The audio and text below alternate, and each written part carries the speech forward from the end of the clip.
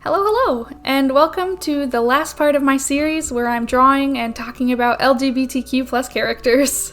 For this part, I wanted to break away from sexuality and take a look at gender identity and expression, because I feel like in the conversation about LGBT pride, it's pushed aside for sexuality a lot of the time. So it only felt right that the final video in this series would look at characters from within this portion of the LGBTQ+ community. So I hope you enjoy. Also, as usual, I will warn you that there are gargantuan spoilers for everything I draw in this video. So if you hear me mention a series or movie that you haven't seen and you don't want spoilers for, please be advised and just save this video for after you've seen it. Or if you'd prefer, you can just use the timestamps and skip that part. Hello, I just wanted to pop in here and let you guys know that I'm doing a Q&A video soon to celebrate hitting 1,000 subscribers. So if you have any questions for me, whether it's art related or something about myself or really anything appropriate, you can go to the community tab on my channel and leave a comment on my post there. Or if you'd rather, you can just drop it in my Discord server. Now let's hop into the video.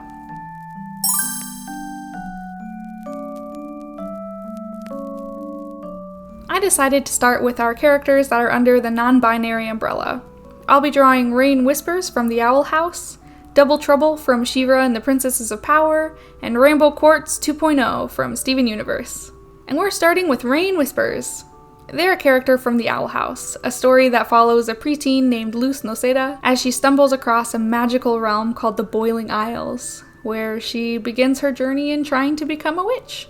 But things kind of take a turn, and she ends up getting wrapped into saving the realm from its crazy, power-hungry dictator, Emperor Belos. And one of her biggest allies is a small rebel group called the Bards Against the Throne, or BAT for short. The leader of this group is Raine Whispers, leader of the Bard Coven, ex-partner of Ida the Owl Lady, and our character of interest for today's video. Because Raine is non-binary, and it's not really something that affects anything else in the story, which, if you remember my ramble about how sexuality is handled in She-Ra, which is to say it's there, it exists, and the hate and conflict over the matter is taken out of the equation. That's basically how it's handled in the Boiling Isles as well, and it's also how gender is approached here. Raine is non-binary, and no one cares. They go with it, they don't bat an eye or challenge their identity. Raine is just treated as any other witch, and it's refreshing and great to see as someone who's outside of the gender binary. And one thing that's super exciting is that not only is Raine just incredible representation for simply existing and being allowed to exist, but they're also important to the general plot of the series and have a vital role in it. And they're given a complicated and developed romantic relationship with one of the main characters. Which, it's weird to point that out, but typically non-binary characters don't get any of that, and even if they're important, I can't even think of another non-binary character that's in a romantic relationship, or at least not from a show I've seen anyway, so from my perspective, Raine is a pretty special case. And the Owl House handles it so well, it's incredible. Not only does their relationship showcase just how much Ida's curse has affected her life negatively, but it helps us understand her character arc better. And it does so in a way that introduces Raine's character arc and doesn't muddy it up just for Ida's character's sake. They both have their respective arcs, and those end up leading them back to one another. Because they had such a vast impact on one another and how they see the world. They helped each other in ways no one else could. Helped each other move forward despite the fear they were facing. And I just think it was done really well, and I'm glad they managed to find their happy ending together.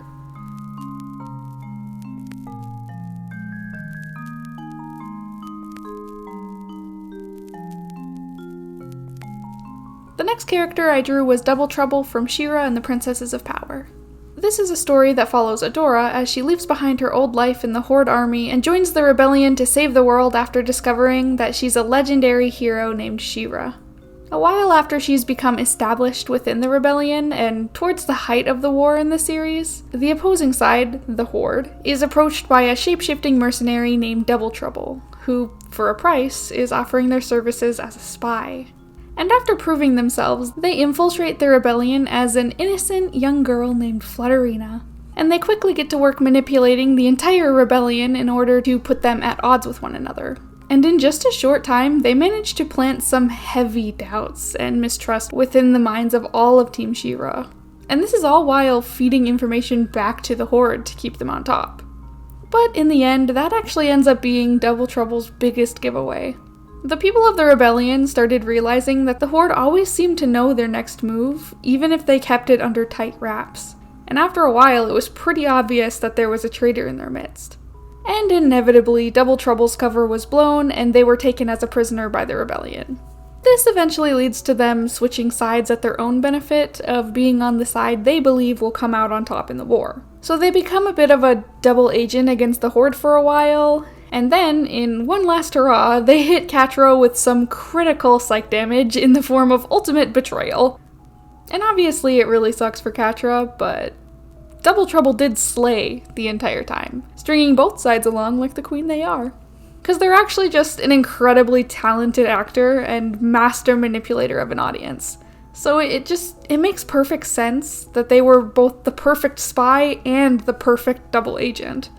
But we genuinely don't know anything else about them. We don't know why they're such a good actor. We don't know how they became one. We know absolutely nothing.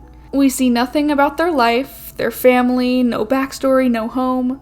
All we know is that they're a performer and a mercenary, and that they don't really care about good or evil. They just want to end up on the side who wins. A true chaotic neutral.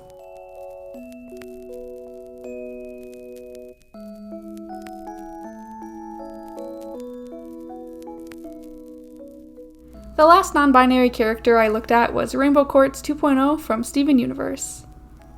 And I realized while working on this that I managed to use either a character from Steven Universe or one from She-Ra and the Princesses of Power, or both, in every single part of this series.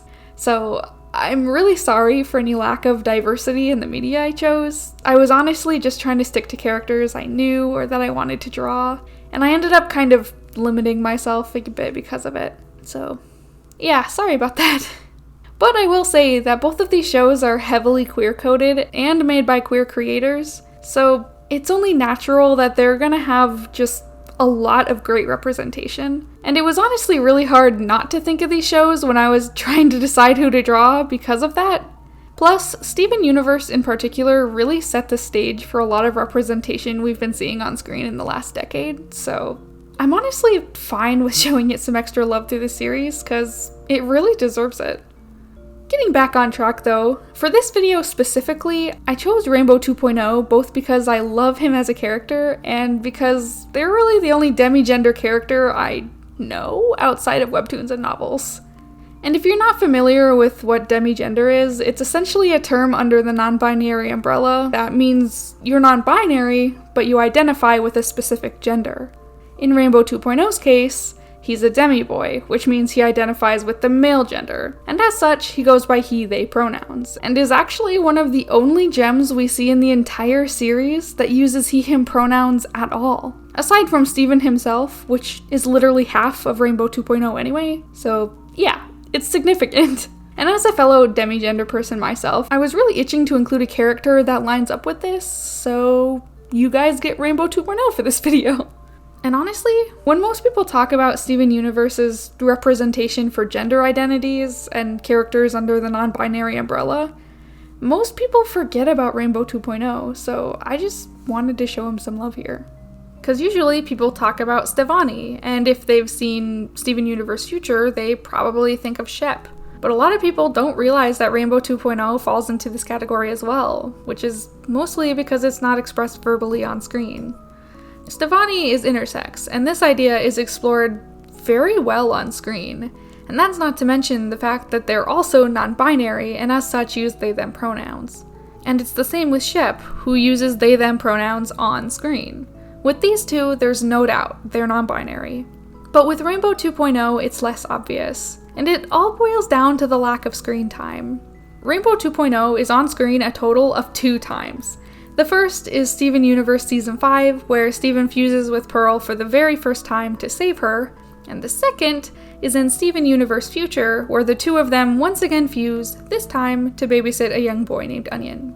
Now, in both of these scenes, Rainbow 2.0 isn't addressed directly, so we don't get a clear idea of his gender or pronouns. It is notable that their voice is closer to Steven's than Pearl's, but that's all we get on screen, which left some questions for viewers.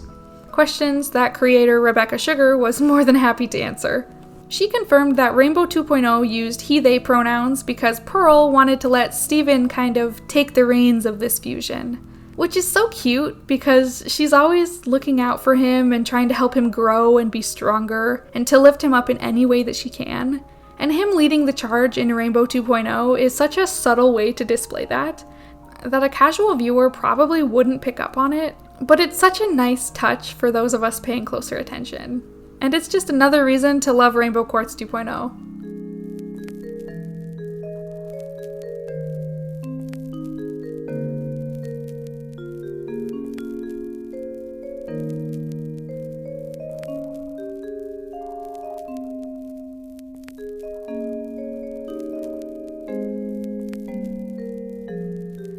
Next, I'm moving on to our transgender characters. I decided to draw Sallie May from Helluva Boss, Yamato from One Piece, and Barney from Dead End Paranormal Park. And first up is Sallie May. She's a background character from Helluva Boss, a story that follows a small imp-run assassination business called the Immediate Murder Professionals, as they take jobs from sinners in hell that specifically target living people on Earth. Sallie May is the sister of Millie, one of the main characters in this series and an IMP employee. Now, I'll admit, in the episode where we first saw Millie's family, and as such, we first saw Sallie May, I didn't even put two and two together that she was trans until my friend pointed out her horns. To clarify, an imp's horns actually indicate their gender at birth, and Sallie May has male horns, meaning she was assigned male at birth. And I honestly thought it was really cool, because even if she was just a background character that we only got to see for that one episode, it's such a neat detail, even if she was just a background character that we only saw for the one episode. But we recently got more Sallie May content, because there was a short posted focusing on her and Millie's relationship. In that short, we got a better idea of what kind of character she is, as well as some of the deeper feelings that she has about her sister moving on to the big city and away from home. And it was really great to see their dynamic. Now, unfortunately, because we have such little screen time for Sallie May, there isn't really much else I can add here, but I do really love her character, so I decided to draw her anyway. So I'm sorry if this portion of the video is just a little shorter than the rest because of that.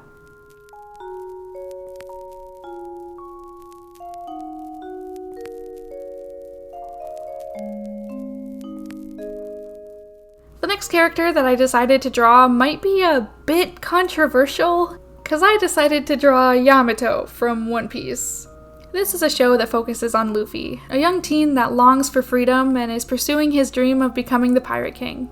He builds up his crew and makes his way into and through the Grand Line, where he encounters all sorts of situations, from the wacky to the devastating. From the silly goofy haha to the political corruption, war, loss, and more. And along his many adventures, he ends up allying with another pirate named Law, who has a bit of a plan to raise them up in the world, a plan to take out one of the 4 emperors of the sea. And this plan lands Luffy in Wano, where he ends up meeting Yamato, the son of said emperor that Luffy aims to defeat. Now Yamato identifies with a man named Odin, and as such, he identifies himself as a man. And this is despite not being born one, which means Yamato is a trans man. And I say it like that because this is a scary conversation for me to open up here. And I was honestly a bit worried to do so because I know that Yamato's gender is such a huge topic of discussion in this fandom, and people get so mad for some reason about whether or not Yamato is trans. And they'll even go out of their way to use she/her pronouns on him when no one in the show does that. Not even his horrid, tyrannical father uses she/her pronouns on him. He literally calls Yamato his son, canonically. But let's actually get into the grit of it. I think there are 2 main problems that people have with Yamato's gender, and it's the fact that A, Oda hasn't stated verbatim that he's trans, and B, Yamato's physical expression is very feminine. You see, he's a great example of gender identity versus gender expression. He may have those predominantly feminine features, but he explicitly states that he identifies as a man, and everyone in the show accepts that fact and refers to him as such. Yamato doesn't really care what he looks like. It doesn't matter to him whether or not he looks like a man. What matters is that he is one, regardless of that. And his personality is also really masculine, even being shown in direct contrast to the other women in the series. See, in One Piece, Oda kinda has this thing where guys like robots and ninjas, and women tend to think those things are dumb or they react disinterested. But Yamato is on the guy's side, and that's a very subtle way that Oda has transcoded Yamato to be. He acts like the other guys in the series. He's a man, just with the features of a woman. And people are so argumentative and toxic about it, and it's scary to even bring it up here. Like, I literally debated not putting this here because people get so angry about this. But I feel like it's a really important conversation to talk about, so that's exactly what I'm going to do.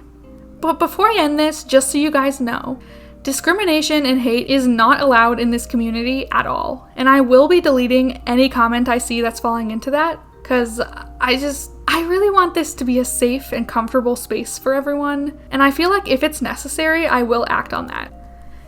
Anyway, all the seriousness aside, Yamato is another character that I love the design of, and I really hope that despite this portion of the video being a bit tense and controversial, that you liked how my drawing came out.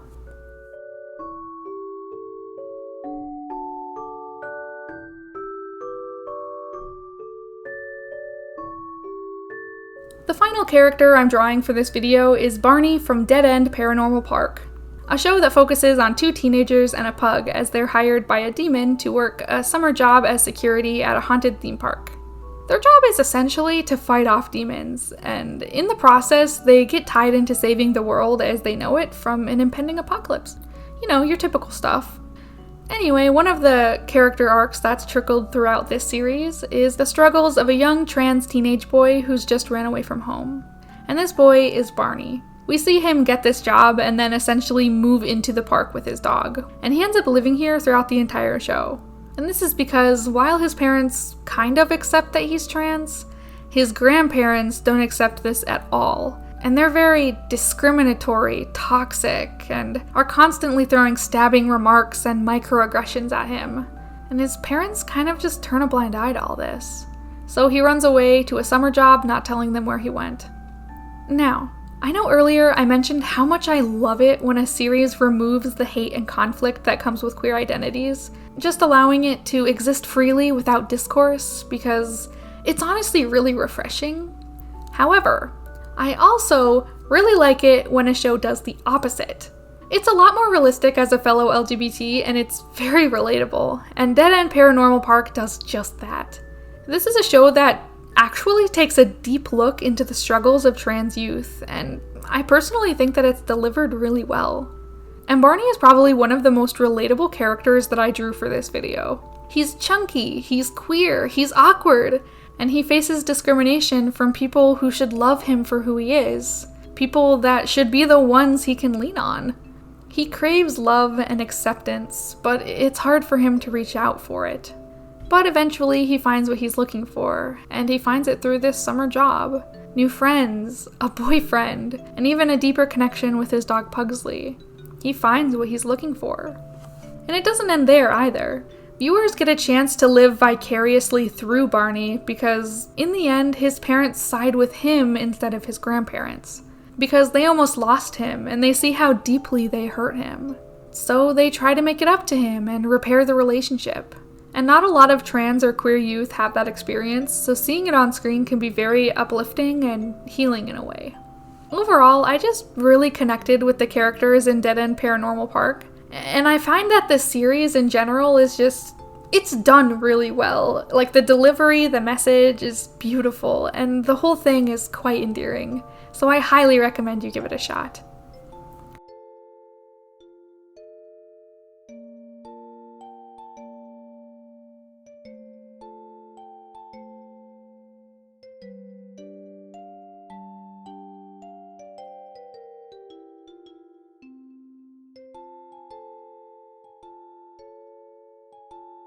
And that wraps up this series. I know I didn't even come close to covering all the sexualities and identities out there, but I did my best to include as many as possible, and despite that, I really hope you enjoyed these videos. It was fun to do a project like this for Pride Month, and I'm really happy that I managed to pull through and finish it, even if I ended up stretching past Pride Month and into July. But I hope you enjoyed the ride anyway. It's genuinely been such a treat getting a chance to ramble on about some of my favorite characters. And I'm also glad I got a chance to look at some characters under the trans and non-binary umbrella, because they are so underrepresented in media, and I, for one, didn't really get exposed to the idea of existing outside of the gender binary until much later in life. And it's because of that I didn't understand a lot about myself and why I felt certain things until then. And I feel like a lot of non-binary and trans kids have this exact same problem. They're so sheltered from these things that they end up finding themselves lost until they finally stumble upon their answer. And it sucks. I really wish I would have had characters like the ones I drew today when I was growing up. Not only for my own sake, but simply for the fact of understanding that there's more than just male and female. Because I lived in a tiny conservative town, and while I knew that these ideas and identities existed, I honestly didn't understand them at all. And that's because, as I said in the intro, in the LGBT conversation, 95% of what I was hearing was about the sexual side of things, not the gender side. So I didn't have the opportunity to start understanding myself as someone who falls under the non-binary umbrella until I hit college. And I know I am far from the only one that has had that experience. We didn't have anything to inform us of that conversation that we were unknowingly a part of. And that's why this video was so uplifting for me. Because media is starting to get more comfortable with not only LGBT representation in general, but just gender expression and gender identity as well. And it's going to be so good for kids struggling with why they think or feel different from their classmates, why they feel like they don't fit in their body, and why they sometimes wish they just were someone else. And on the other side of things, it'll show kids on the binary that there are more than just them, more than just boys and girls. Characters like this help introduce these ideas to the viewers and help them learn more about people outside of their norm, and why it is normal and important to support that. And I really hope this can be the start of really gaining understanding and acceptance. Anyway, I have over-rambled this thought, so I'm going to stop this here before I make the video an hour long. I really hope you enjoyed this series. As I said, I loved getting a chance to blab on about these characters, and I am so happy I got an excuse to draw them all. It was honestly a lot of fun. But before I go, I do want to say thank you for all of the love and support I've gotten on these videos. And just a reminder, I'm doing a Q&A video to celebrate hitting 1,000 subscribers, so be sure to drop any questions you have for me on my community post or in the Discord server. Anyway, that's all I have for you, so thank you guys so much for sticking around and watching the whole video, and hopefully I'll see you in the next one. Bye bye guys!